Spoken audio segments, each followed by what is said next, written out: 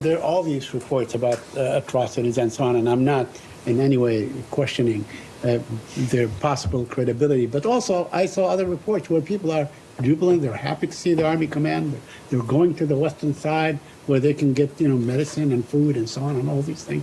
So it is not all just one dimension, kind of. Would you agree with that? No, I don't, Saeed. I mean, I haven't seen every picture coming out of Aleppo, but I haven't seen, honestly, Saeed, I haven't seen any dancing in the streets.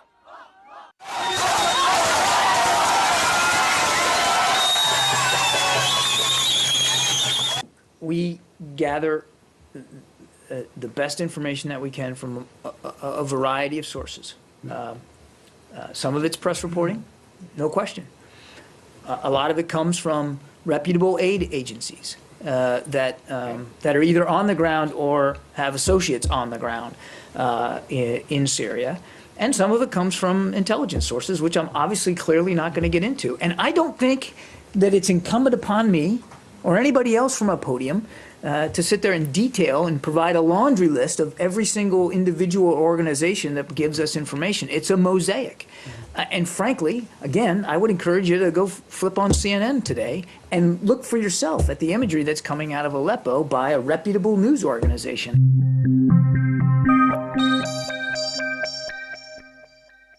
We hear Western powers asking Russia and Iran repeatedly to put pressure on you to, as they put it, stop the violence. And just recently, 6 Western nations, in an unprecedented message, they asked Russia and Iran again to put pressure on you, asking for a ceasefire in Aleppo. Yeah. Will you go for it? At the time when your army was progressing, they were asking for a ceasefire. It's always important in politics to read between the lines, not to be literal. It doesn't matter what they ask. The translation of their statement is for Russia, please stop the advancement of the Syrian army against the terrorists. That's the meaning of that statement. Forget about the rest. You went too far in defeating the terrorists. That shouldn't happen. You should tell the Syrians to stop this. We have to keep the terrorists and to save them. This is in brief.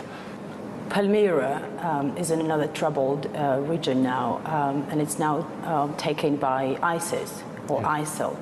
But we don't hear a lot of condemnation about it. Exactly, because if it was captured by the government, they will be worried about the heritage. If we liberate Aleppo from the terrorists, there would be, the Western officials and the mainstream media, they're going to be worried about the civilians. They're not worried when the opposite happens, when the terrorists killing those civilians or attacking Palmyra and started destroying the human heritage, not only the Syrian heritage. Exactly, you are right, because ISIS, if you look at the timing of the attack, is related to what's happening in Aleppo.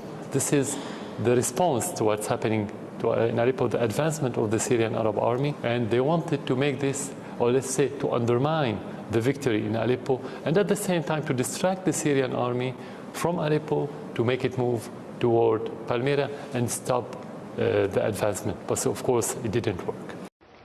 叙利亚阿勒颇东部由叙利亚政府军接管。联合国13号援引报告指出，有将近100名的平民遭到政府军处决。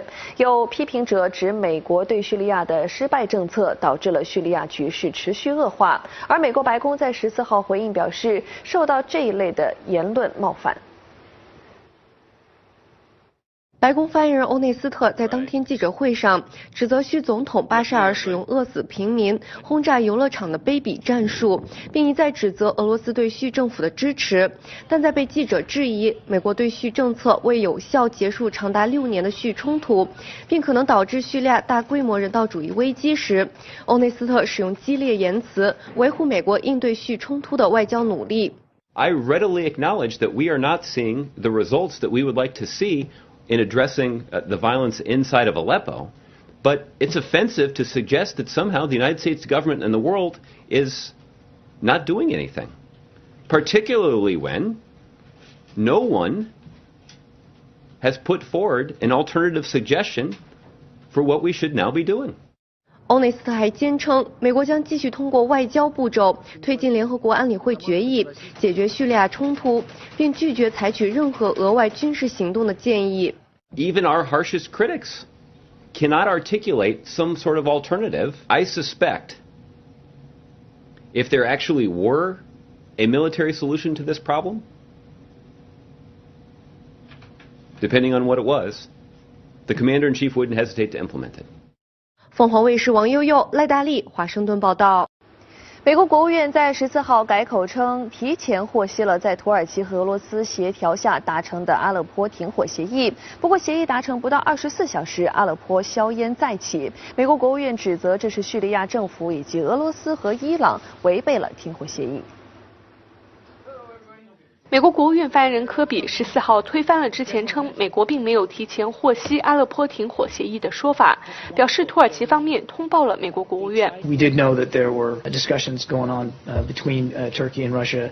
The Turks did keep us informed about the discussions that were ongoing and the ultimate result. And obviously, we were supportive of that. So I misspoke when I said we didn't have any foreknowledge. We actually did. 美国国务卿克里当天紧急与土耳其外长恰武什奥卢、俄罗斯外长拉夫罗夫、卡塔尔外交大臣阿提亚，还有联合国叙利亚特使德米斯图拉进行磋商。克里在通话中强调，叙利亚的暴力冲突必须停止。In all of these conversations, the Secretary has stressed the need to continue to try to stop the bloodshed and the violence through a meaningful ceasefire. And he noted that whatever was announced yesterday obviously didn't survive very long due to the regime and to militias and fighters that are backed by Iran violating it. 科比认为，阿勒颇停火协议破裂是因为叙利亚政府以及俄罗斯和伊朗继续寻求军事手段，而非政治途径解决叙利亚危机。土耳其外长14号则表示，土耳其不仅在努力实现叙利亚停火，同时也在寻求外交途径，包括土耳其、俄罗斯和伊朗计划于27号在莫斯科举行峰会，商讨叙利亚局势。凤凰卫视王冰如、陈一修，华盛顿报道。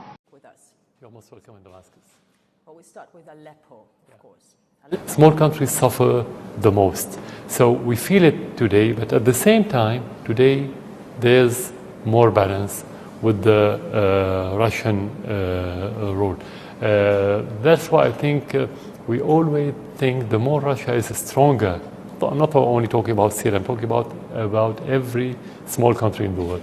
Whenever there's stronger Russia, more rising China, we feel more secure. For them, the defeat of the terrorists, if we want to look at what's happening in the United States, is a rebellion against the mainstream media, because they've been lying, and they kept lying on their audiences.